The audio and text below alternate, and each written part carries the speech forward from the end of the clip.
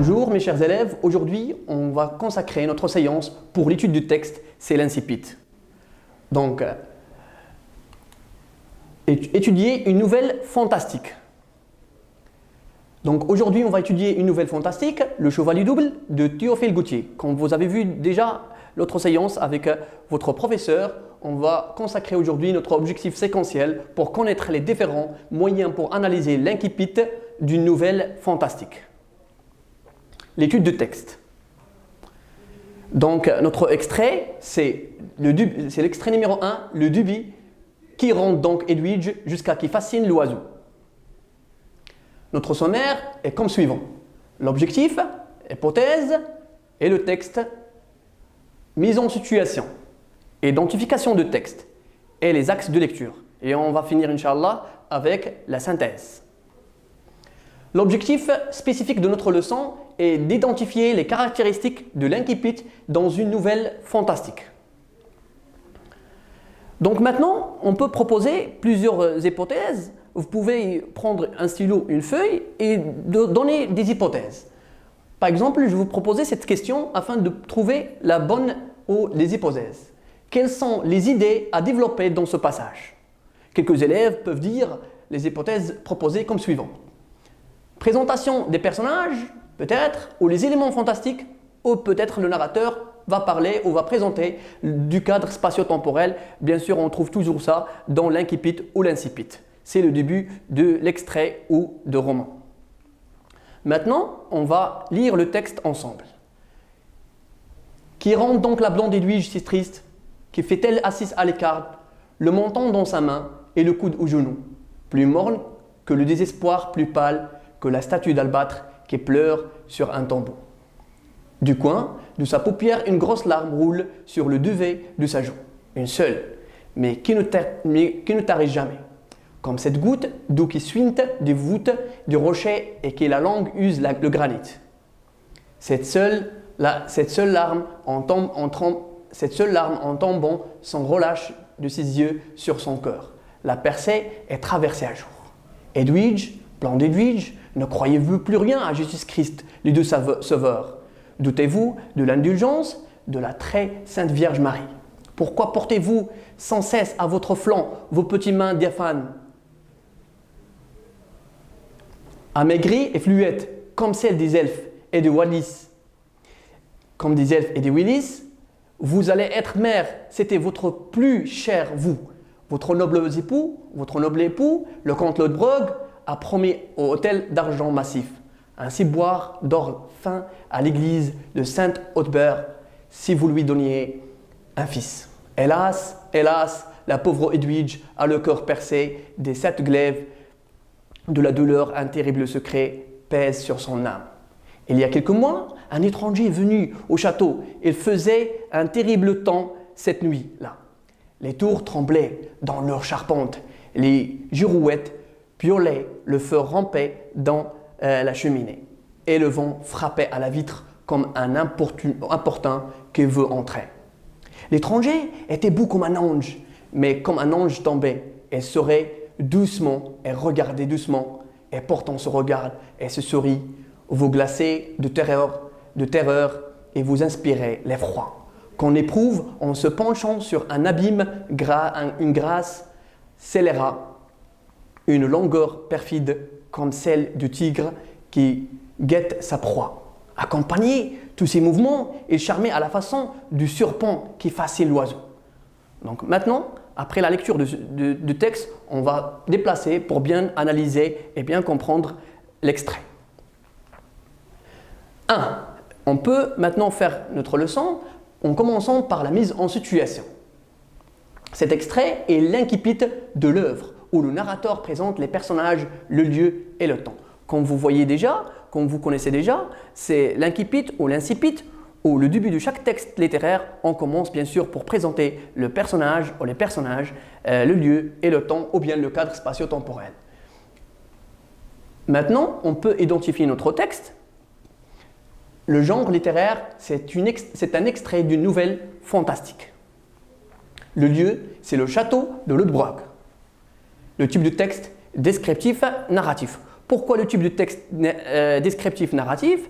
Parce que le narrateur a utilisé plusieurs moyens afin de comprendre ces deux derniers types.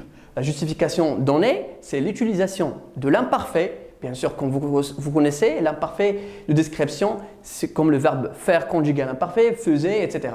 Donc, vous connaissez déjà l'imparfait est un temps de description. Aussi, on n'oublie pas les adjectifs et aussi la subordination est relative et le complément de nom, comme grosse, morne, pâle et ainsi de suite. Et pour le texte narratif, la narration présente par les verbes conjugués au présent de l'indicatif, ce qu'on appelle le présent de narration, comme le verbe roule. Rouler conjugué au présent de l'indicatif, aux troisième personne de singulier. Très bien. Maintenant, on passe au troisième axe, aux axes de lecture. Bien sûr, on commence par l'axe numéro 1, la présentation des personnages et le cadre spatio-temporel. Pour faciliter la tâche, on peut bien sûr faire un tableau dans lequel on peut mettre les trois personnages. On a Edwidge, le comte Lodbrog et l'étranger. Donc voilà comment on a dans ce tableau, on a divisé les portraits sur deux, le portrait physique et le portrait moral. Le portrait physique d'Edwidge, c'est la blonde Edwidge, comme les adjectifs utilisés ici, pâle, petite main, diaphane, amaigrie et fluette. Pour son portrait moral, c'est triste, assise à l'écart, plus morne que le désespoir. C'est-à-dire, dans le portrait moral, il nous montre l'état d'âme d'Edwidge. Pour le comte Lodbrog, le portrait physique n'existe plus. L'auteur n'a pas mentionné son portrait, mais pour le portrait moral, on a le portrait moral de comte Lodbrog, la noblesse. Bien sûr, c'est une classe sociale et aussi un personnage général. Pour le troisième personnage, l'étranger. Bien sûr, pour son portrait physique, c'est beau, un ange tombé, regard et sourire doux, inspiré l'effroi. Pour le portrait moral, longueur perfide est un personnage double.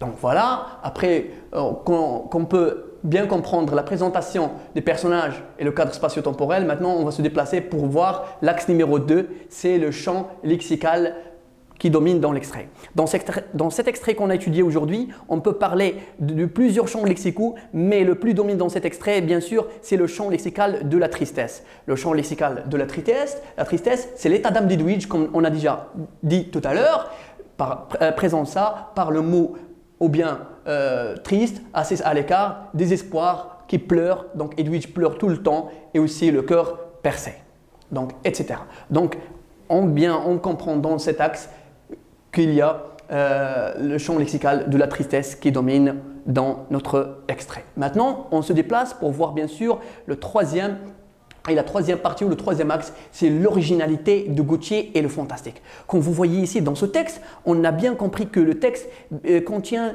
des choses anormales ou bien surnaturelles. C'est pour cette raison Théophile Gautier va se consacrer pour nous montrer le fantastique. Bien sûr, on commence, et lorsqu'on parle bien sûr du début d'un roman, au début d'une œuvre, on parle du début d'un extrait, donc c'est l'incipit. L'incipit débute par des questions rhétoriques, c'est-à-dire qui donnent des images, crier le doute et le mystère, c'est-à-dire il nous donne du soupçon. De soupçon dans le texte, quand on va lire le texte, on peut voir le soupçon et le mystère et l'extraordinaire ou bien le surnaturel. Donc on est devant l'annoncement du fantastique. Donc, ces deux thèmes, c'est le doute et le mystère, va nous ramener vers le thème fantastique. Ensuite, le flashback utilisé dans la deuxième partie de notre extrait, ou le flashback ou bien retour en arrière. Comme vous avez déjà vu ou vous avez déjà étudié, retourner en arrière, c'est-à-dire le flashback. C'est-à-dire, dans l'extrait, on a ce qui perturbe le lecteur ou bien réfléchir, alors on parle de l'insolite. Donc, finalement, on peut parler d'une synthèse généralement pour bien comprendre notre extrait. Dans cet extrait, l'incipit ou l'incipit, Gauthier fait entrer le lecteur dans le monde fantastique. Bien sûr, par le champ lexical, par plusieurs moyens comme les figures de style, etc. On va le voir après. Le monde fantastique de sa nouvelle par le questionnement créateur de suspense. Dans le début de l'extrait, on commence bien sûr, et commence ici par des questions, poser des questions qui rendent donc la blonde Edwige si triste. Donc cette question va nous ramener pour créer le suspense. Le suspense pour poser des questions, pour laisser le lecteur à bien réfléchir sur la suite. L'auteur présente Edwige comme un personnage triste et secret. Ensuite, l'étranger est un personnage étrange, symbolisant le surnaturel et le fantastique.